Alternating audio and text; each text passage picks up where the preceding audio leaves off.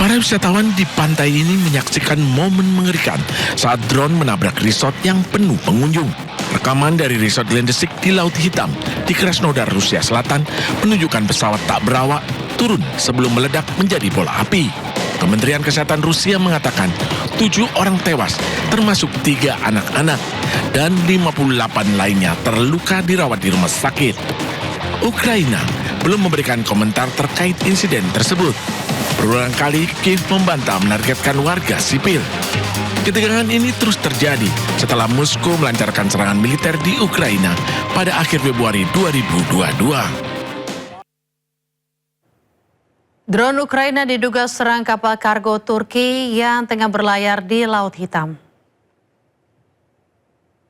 Serangan terjadi pada Senin saat kapal Roro Nadeza tengah berada 20 mil laut dari pelabuhan Novorossiysk, Rusia menuju Samsun. Akibat serangan drone Ukraina, kapal kargo Turki mengalami kebakaran dan kerusakan. Awak kapal pun berjibaku untuk memadamkan api. Dilaporkan sebanyak 12 awak kapal berhasil dievakuasi dengan kondisi 3 pelaut kritis dan sejumlah kru luka-luka.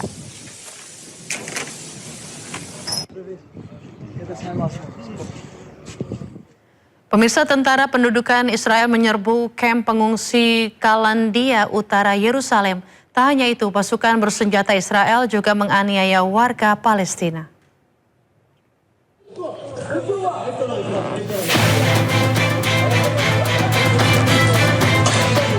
Seorang pemuda Palestina mengalami penganiayaan oleh sekelompok tentara pendudukan Israel di kamp pengungsi Kalandia, utara Yerusalem yang diduduki. Penganiayaan dan pemukulan terjadi saat tentara pendudukan Israel melakukan penyerbuan dan mengepung kawasan. Pasukan memasuki kawasan permukiman padat, menggeledah rumah warga, serta menginterogasi paksa sejumlah warga Palestina. Penyerbuan ini membuat situasi di kawasan ini mencekam. Terlebih pasukan bersenjata Israel bergerak dari satu kawasan ke kawasan lainnya.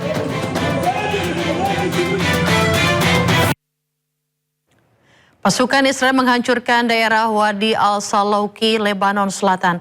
4 buldozer Israel dilaporkan meratakan tanah dan mencabut pepohonan di wilayah tersebut.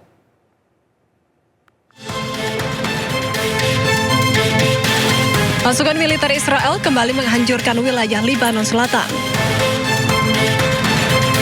Buldozer milik militer Israel meratakan tanah dan mencabut pepohonan di daerah Wadi Al-Salauk dekat kota Chakra.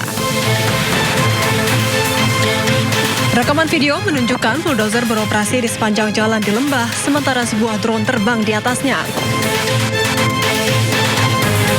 Media Lebanon melaporkan bahwa 4 buldozer Israel dikerahkan untuk meratakan tanah di wilayah tersebut. Hingga kini pihak Israel belum memberikan komentar terkait aktivitas tersebut. Rencana kontroversial muncul dari Israel. Pemerintah mengusulkan penggunaan buaya untuk menjaga blok penjara berisi tahanan Palestina, dan gagasan ini langsung memicu gelombang kecaman dari berbagai pihak di dunia.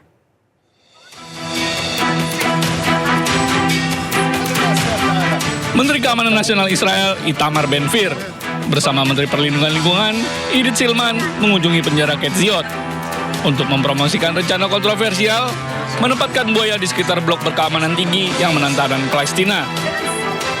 Dalam kunjungan tersebut, mereka menyatakan bahwa siapapun yang menyerang rakyat Israel akan berakhir tidur di keliling buaya. Menurutnya, langkah itu dimaksudkan untuk mengirim pesan yang tegas kepada para tahanan. כאן במקום הזה אמורים להיות תנינים. בית המשפט הוציא צו, עוד פעם בית משפט שקובע שוב מקלות בגלגלים וכל תוכנית שאנחנו עושים, אז זה פשוט מדהים כמה זה מפחיד אותם, גם בעזה, גם ביהודה ושומרון. השיח הוא שהם מדברים מפחדים. במזרח התיכון בעל הבית צריך להשתגע, ככה זה עובד, אז אינשאללה תנינים, להיאבק בבית המשפט, ואחרי זה גם עונש מוות למחבלים. כרגע פיגועים, אבל אם יש פיגועים, עונש מוות. Gagasan yang disebut terinspirasi dari fasilitas penahanan di Florida itu langsung menuai kecaman luas. Sejumlah kelompok hak asasi manusia menilai sebagai kebijakan yang kejam dan tidak manusiawi.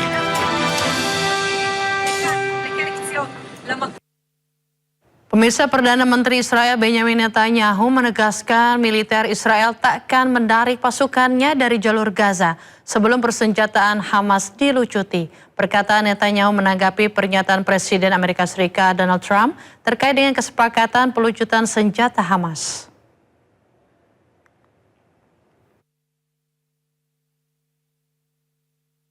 Perdana Menteri Israel Benjamin Netanyahu angkat bicara terkait Amerika Serikat yang umumkan kesepakatan pelucutan senjata dengan Hamas. Lewat proposal Board of Peace atau Dewan Perdamaian, pelucutan senjata Hamas disertai dengan penarikan pasukan Israel dari Gaza. Namun Netanyahu tegaskan militer Israel tidak akan menarik pasukannya dari Gaza hingga pelucutan senjata Hamas harus diselesaikan terlebih dahulu. אני עומד איתן על האינטרסים הביטחוניים שלנו. אנחנו לא נסוגים מהקווים הנוכחיים שלנו עד שהחמאס יפורק לגמרי מנשקו. 1. 2. אנחנו מנחים את חיילי צה"ל לעשות כל מה שצריך כדי להגן על עצמם, להגן על שטחנו, להגן על אזרחינו. 3. הנשיא טראמפ חושב, וצוותו חושבים, שהם יכולים להביא את החמאס להתפרק מנשקו ולפרז את עזה. אנחנו בודקים את זה. הם שלחו לנו טיוטה, לא הסכמנו לה, זה לא טיוטה שלנו, שלחנו את ההערות שלנו. אגב, שלחנו את ההערות שלנו לפני שקיבלנו מסע תקשורתי בעניין. Sebelumnya Presiden Trump menyatakan pelucutan senjata Hamas dan faksi-faksi bersenjata lain di Gaza akan dilakukan bertahap. Setelah pelucutan senjata selesai, pasukan Israel akan mundur dari Gaza. Trump juga menyatakan kesepakatan ini sebagai tonggak sejarah dan langkah besar upaya perdamaian di Timur Tengah. Most people said that would be a deal that would be undoable. Now, will it go through its ups and downs? It's a very complex situation over there. The people are very complex and difficult. Many cases wonderful, in many cases not so wonderful. But that will be it's a great breakthrough. Nobody thought that would be possible to disarm Hamas. Konflik Hamas dan Israel yang berkepanjangan telah timbulkan krisis kemanusiaan di Gaza, di mana puluhan ribu warga Palestina tewas. Diharapkan kesepakatan dengan Amerika Serikat ini benar-benar membawa perdamaian untuk Gaza.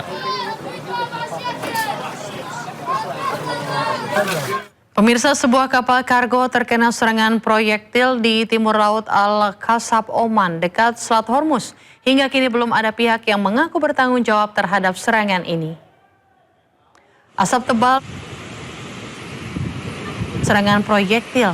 Menurut laporan United Kingdom Maritime Trade Operations, kapal ini terkena proyektil pada jam 2 pagi waktu setempat. Serangan terjadi sekitar 23 mil laut di timur laut Al-Qasab, Oman di dekat Selat Hormuz. Proyektil mengenai ruang mesin dan akomodasi kru. Laporan sementara satu anggota awak masih hilang.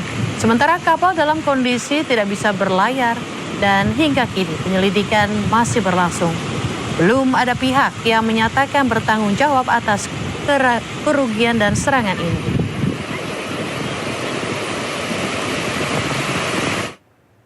Serangan ke kapal di sekitar Selat Hormuz menunjukkan kondisi di selat tersebut masih panas. Namun negosiasi antara Oman dan Iran masih terus berlangsung. Iran dan Oman terus bernegosiasi terkait dengan Selat Hormuz.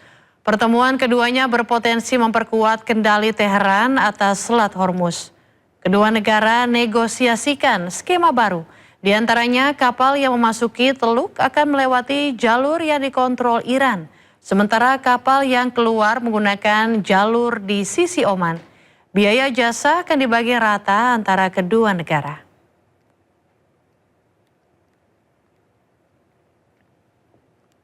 Sebuah acara seni untuk mengenang anak-anak yang gugur dalam konflik bersenjata melawan Amerika Serikat dan Israel digelar pemerintah Iran. Bernama Unfinished Homework, acara termasuk tampilkan foto anak-anak dari korban serangan sekolah dasar Minab yang tewas karena serangan Amerika Serikat.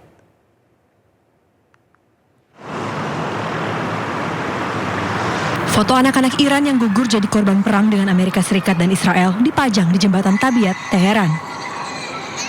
Foto-foto ini merupakan bagian dari acara budaya dan pameran seni. Acara ini didedikasikan untuk mengenang dan memperingati lebih dari 400 anak-anak yang menjadi korban perang. termasuk anak-anak sekolah dari Minhap yang gugur setelah terkena serangan udara Amerika Serikat pada awal Februari lalu. واقعا انگار که بچه‌هایی که عکساشون اینجا بودن با آدم حرف میزنه یعنی واقعا حس عجیبی بود وقتی که میای میبینی که خود آمریکا قبول نمیکنه که این جنایت رو انجام داده واقعا خونه این همه بچه کوچیک رو که مادراشون توی خونه مثل من مادر منتظرشون بوده تا بچه‌هاشون از مدرسه بیان و خونه این همه نوجوان کوچیک رو از بین برده و واقعا نمیخواد بپذیره واقعا این پذیرفته نیست. Selain para foto-foto, juga digelar sebuah tugu peringatan yang didedikasikan untuk para siswi sekolah Minhap serta pertunjukan teater. Acara ini digelar di Jembatan Tabiat, Teheran mulai 14 hingga 18 Juli. Serangan sekolah Minhap adalah salah satu insiden paling mematikan selama perang Iran dengan Amerika dan Israel. Berdasarkan otoritas Iran, 170 orang tewas, termasuk sebagian besar anak-anak. Ya, kebakaran besar mengguncang kawasan industri di Sao Paulo, Brasil. Pabrik kimia yang menyimpan puluhan tangki bahan mudah terbakar dilanda api dan ledakan beruntun memaksa ratusan warga dievakuasi. Kebakaran besar melanda pabrik kimia Coema Química di kawasan wilayah metropolitan Sao Paulo, Brasil. Insiden ini memicu serangkaian ledakan dan memaksa sekitar 150 warga dievakuasi demi keselamatan. Rekaman dari lokasi memperlihatkan kobaran api raksasa yang menjulang tinggi dengan kepulan asap hitam pekat. Terlihat dari permukiman yang berada beberapa kilometer dari titik kebakaran. Di dalam kawasan tersebut terdapat 24 tangki berisi bahan kimia yang mudah terbakar, sehingga memperbesar resiko ledakan dan penyebaran api. Kondisi ini memaksa pihak berwenang menutup kawasan dan menghentikan pasokan listrik untuk mencegah resiko yang lebih besar.